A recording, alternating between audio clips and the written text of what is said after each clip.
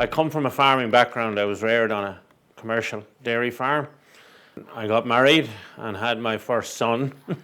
We were both working shift, and we decided we didn't want to continue that way.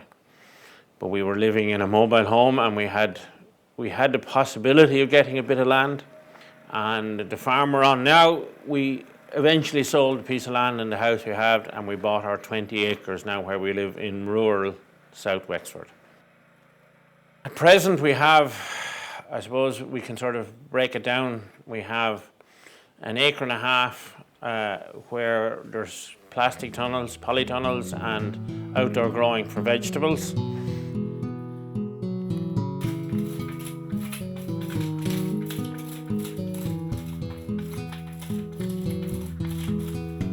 We then have 150 odd apple trees.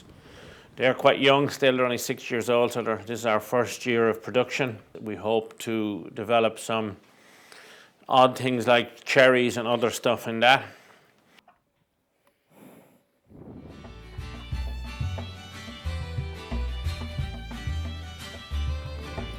We keep a few horses, and I'm working on developing working horses to replace tractors and machinery on the small holding.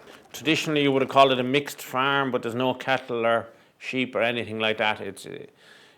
Because of the small area, to make any few euro at all, we have to go for high-value crops like vegetables and fruit and stuff. Nearly anybody who comes to me looking for help, I will try and help them. For a good number of years here in South Wexford, we had very few smallholders. You'd have to have gone to West Cork or East Clare. Even a lot of people who started up here that I would have known 20 years ago moved to these areas for the community of people. But in the last 3-4 years, particularly since the recession set in, we have 3 or 4 people who are growing on a small scale, and I help them. I go and help them and point them in the right direction with any knowledge that I might have. But each piece of ground is different, so most people who go at it have to learn for themselves how it'll work for them. I presume to continue over the next 5 years developing the small holding, even though we've been at it for 16 years or 17 or whatever it is.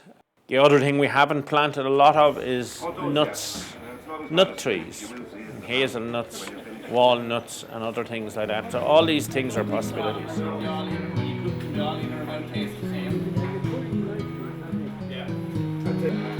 I suppose over the 26 years or whatever it is I've been doing this, understanding of why I do it is kind of complex.